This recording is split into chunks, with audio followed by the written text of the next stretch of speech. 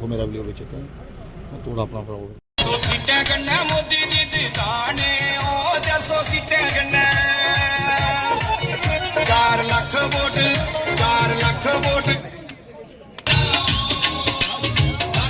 आया हो तेल रसता उंदू पूरा श्रीनगर पजाया हो मोदी कार्ड बनाए मुफ्त इलाज कराना जितेंद्र सिंह जी की एक बारी पीठ जाना जिंदाबाद नरेंद्र मोदी जिंदाबाद जितेंद्र सिंह जिंदाबाद नरेंद्र मोदी जिंदाबाद से बनाया हो आईआईटी नगरों दे विच बसाया हो आईआईटी नगरों दे विच बसाया। गृह मंत्री के रूप में जितनी चिंता विस्थापित समाज की है माननीय राजनाथ सिंह जी इतनी पहले ना हुई थी। चाहे वो पाकिस्तान अधिकृत जम्मू कश्मीर से आए हुए विस्थापित थे, चाहे वो पाकिस्तान के शरणार्थी थे, चाहे वो कश्मीरी पंडित विस्थापित थे। और 2-1 दिन से ये शगुफा उड़ा कि मोदी सरकार तो अब उनकी जमीनें ही ले जाएगी। और शगुफा उड़ाने वाले कौन महानुभाव, जिन्होंने गरीबों की जमीनें हड़पी हुई हैं, अभी तक केस चल रहे हैं। मैं माननीय रक्षा मंत्री जी को साक्षी मान करके ये बात कहना चाह रहा हूं कि 254C सेक्शन जिसको लेकर के ये अफवाहें उड़ा जा रही हैं, उसमें कोई तथ्य नहीं है। कोई भी ऐसा निर्णय मोदी सरकार के होते नहीं लिया जाएगा जिससे किसी भी वर्ग के हित को नुकसान पहुंचता हो। बल्कि आज से 6 महीने पहले जब जम्मू कश्मीर पाक अधिकृत जम्मू कश्मीर के कुछ प्रतिनिधि सरकार के अधिकारियों से मिले थे तो उस समय के चीफ सेक्रेटरी की ओर से ये आश्वासन भी दिया गया था और अखबारों में भी छपा कि 2054C को रिव्यू किया जाएगा। वो अभी भी रिव्यू के अंतर्गत है, इसमें कोई तथ्य नहीं। बल्कि इसके विपरीत यहां हमारी डीडीसी की मेंबर बैठी हैं, कीड़ियां गंडियाल की, ये प्रतीक है मोदी जी के संकल्प का। मात्र 2000 आबादी है उस क्षेत्र की, जिसमें से 1000 आबादी है पाक अधिकृत जम्मू कश्मीर के आए हुए लोगों की। 70 साल से उनकी मांग थी कि वहां एक पुल निर्माणित हो, क्योंकि एक विडंबना थी, जम्मू कश्मीर से पंजाब होकर के कीड़ियां गंडियाल जाना पड़ता था। 70 साल तक कांग्रेस की सरकारों ने उस पुल के निर्माण की कल्पना नहीं की, क्योंकि उनको लगता था कि 2000 की पंचायतों के लिए इतना महंगा पुल उनके वोट बैंक में के अंतर्गत उस राजनीति में शामिल नहीं था। मोदी जी के आने के बाद 150 करोड़ का पुल बनाया गया मात्र 2000 आबादी के लिए, जिसमें से 1000 आबादी है पाक अधिकृत जम्मू कश्मीर के विस्थापितों की। जो सरकार इतनी संवेदनशीलता के साथ हर वर्ग तक पहुंच सकती है, वोट की राजनीति से ऊपर, भला उसको कैसे इस बात का आरोप लगाया जा सकता है कि वो इन विस्थापित भाइयों की जमीनें ले जाएगी। और इसलिए मेरा आपसे ये कहना है कि आप बिना इन अफवाहों में आए हुए, क्योंकि इनके पास कोई मुद्दा नहीं है, ये इस तरह की बातें कर रहे हैं। आप 19 अप्रैल को, क्योंकि देश मन बना चुका है कि 400 पार से फिर से एक बार मोदी जी प्रधानमंत्री रहेंगे और तीसरी बार ये सरकार बनेगी। कोई इंजीनियरिंग का कोर्स कर रहा है, कोई मैनेजमेंट का कोर्स कर रहा है। बराबर रूस की तरफ से मिसाइलें चल रही थी, यूक्रेन की तरफ से भी चल रही थी, बम गोले सब चल रहे थे, बड़ी संख्या में लोग मारे जा रहे थे। स्वाभाविक रूप से जो बच्चे विदेशों में पढ़ते थे, उनके माता पिता परिवार के सदस्यों ने मांग करनी शुरू की, मोदी जी चाहे जैसे हो, हमारे बच्चों को यूक्रेन से आप बाहर निकालिए।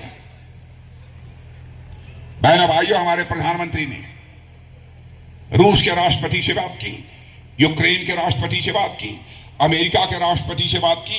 4.5 घंटे के लिए युद्ध रुक गया और हमारे 22,500 बच्चे यूक्रेन से चलकर भारत आए।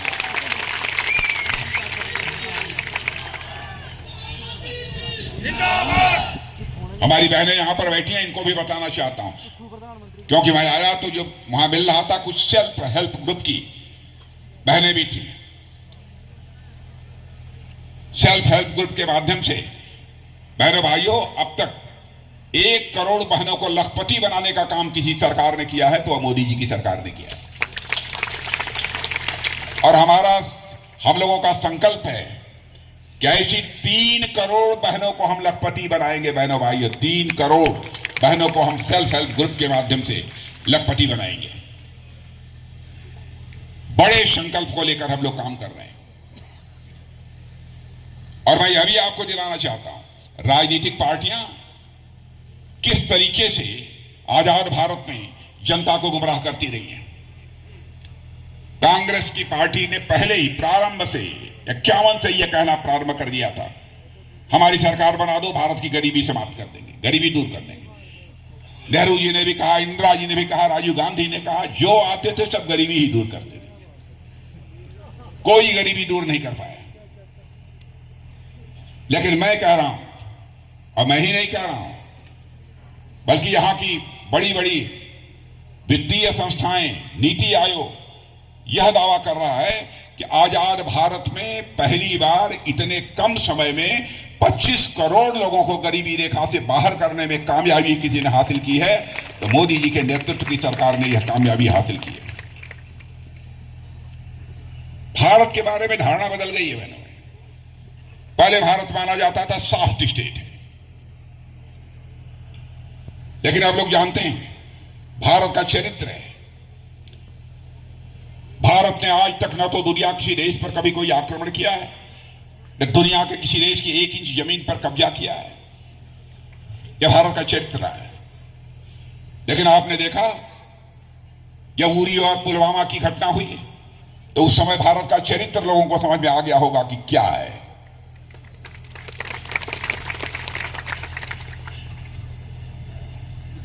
और बहनों भाइयों, उस समय 2 टूक संदेश हम लोगों ने दे दिया, हम किसी को छेड़ेंगे नहीं, लेकिन हमें कोई छेड़ेगा तो हम छोड़ेंगे भी नहीं। हमने साफ यह संदेश दे दिया, देखिए माने हम ऐसा करेंगे ये आवश्यक नहीं है, लेकिन कोई छेड़े ना हमको।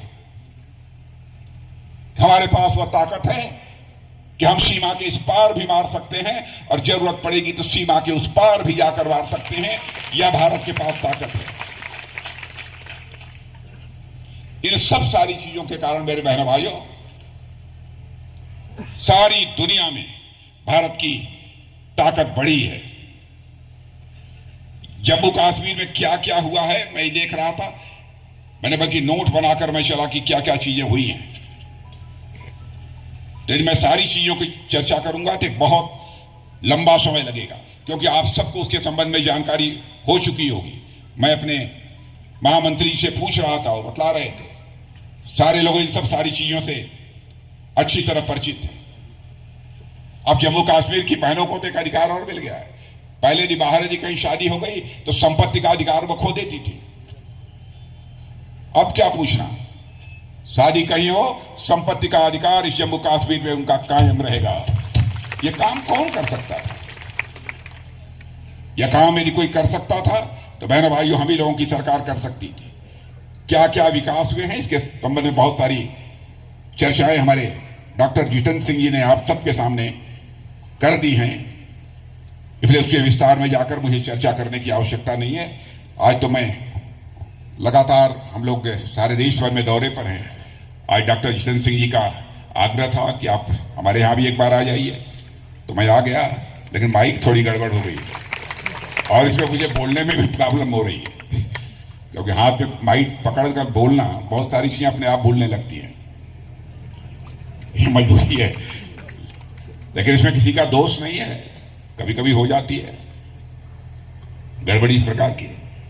लेकिन मैं आप सबसे यही अनुरोध करना चाहता हूं कि डॉक्टर जितेंद्र सिंह जी को, और अनुरोध करने की भी लगता है मुझे कोई जरूरत नहीं है, आप लोगों ने मन बना लिया है कि डॉक्टर जितेंद्र सिंह जी को भारी मतों से हमको बीए दिलाकर भेजना है।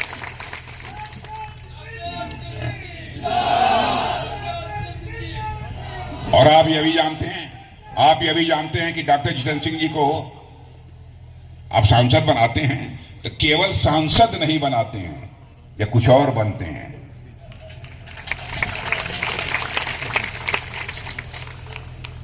इसलिए बहनों भाइयों, आज के अवसर पर इससे ज्यादा कुछ न कहते हुए आप सभी को धन्यवाद देते हुए अपना निवेदन समाप्त।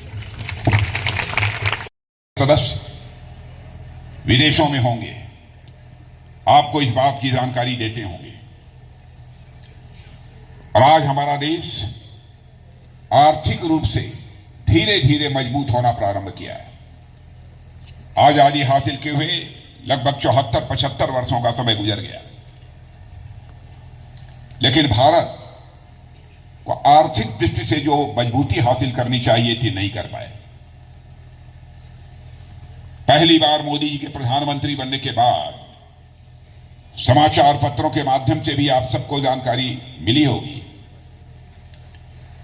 कि भारत आर्थिक दृष्टि से भी कैसे मजबूत हुआ है और कैसे यह भारत आगे बढ़ रहा है। मैं आपके सामने एक मिसाल रखना चाहता हूं। 2014 में यही हमारा भारत धन दौलत के आकार यानी इकोनॉमी की साइज के मामले में दुनिया के देशों में 11वें स्थान पर खड़ा था। वही भारत मोदी जी के प्रधानमंत्री बनने के बाद, बहनों भाइयों, आज के 1 साल पहले ही 2 साल पहले ही जो भारत इकोनॉमी की साइज के मामले में दुनिया में 11वें स्थान पर खड़ा था, वह जंप लेकर 5वें स्थान पर आ गया।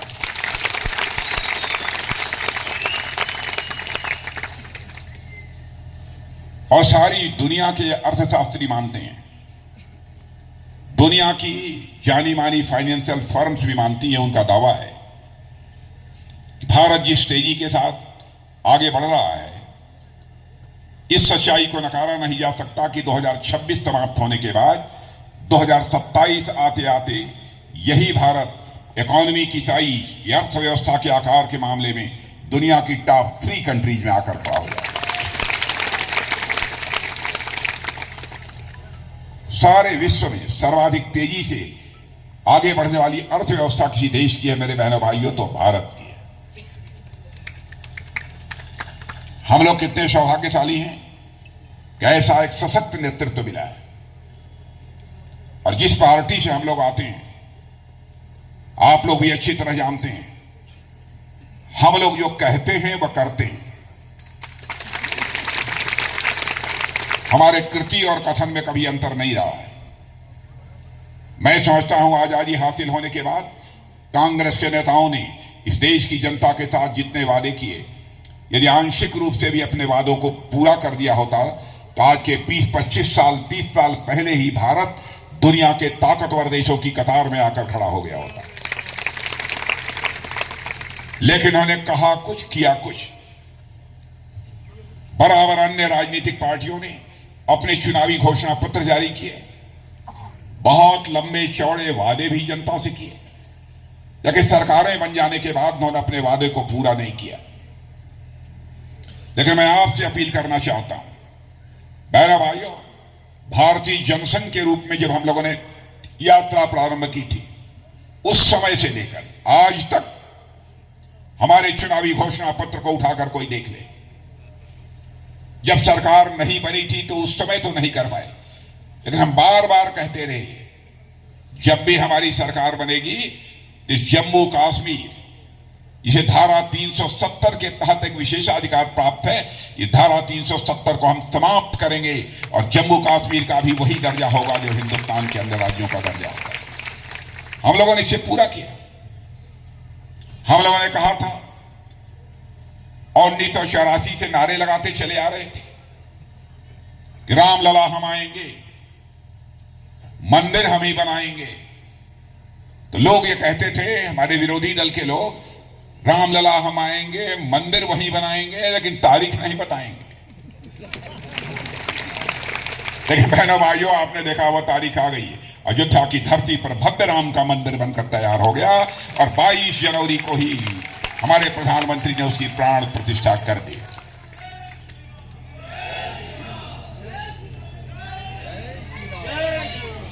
और मुझे तो पता नहीं क्यों यह एहसास होता है, आगाज हो चुका है बहनों भाइयों, राम राज्य आने से भी कोई रोक नहीं पाएगा।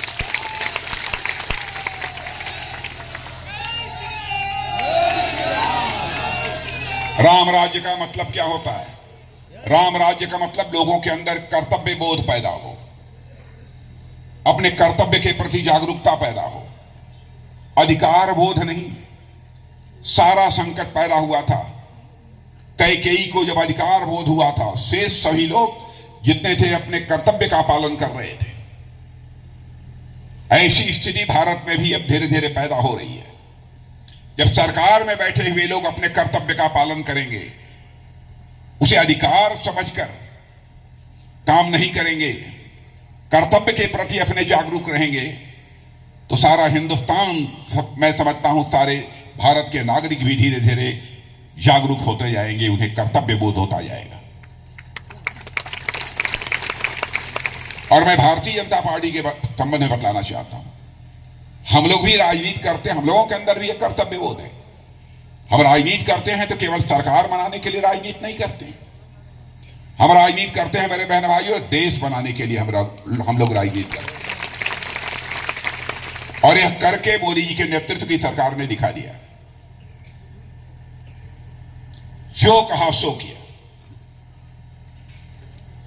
हम लोगों ने कहा था नागरिकता कानून पास करेंगे, नागरिकता कानून पास कर दिया। अब इसको लेकर भी लोग गलतफहमी पैदा करने की कोशिश कर रहे हैं कि बहुत सारे लोगों की नागरिकता चली जाएगी। बहनों भाइयों, जो भारत का नागरिक है उसकी नागरिकता किसी भी सूरत में नहीं जाने वाली है। अब एक चीज बची है, यूनिफॉर्म सिविल कोड। इस बार के घोषणा पत्र में हम लोगों ने डंके की चोट पर कहा है 5 वर्षों के अंदर हम यूनिफॉर्म सिविल कोड भी यहां लागू करेंगे। तक पहुंचे जय मैसेज के राजनाथ सिंह जी बसोली के मंच के अंदर मौजूद है, जोरदार तालियों से उनका स्वागत किया जाए।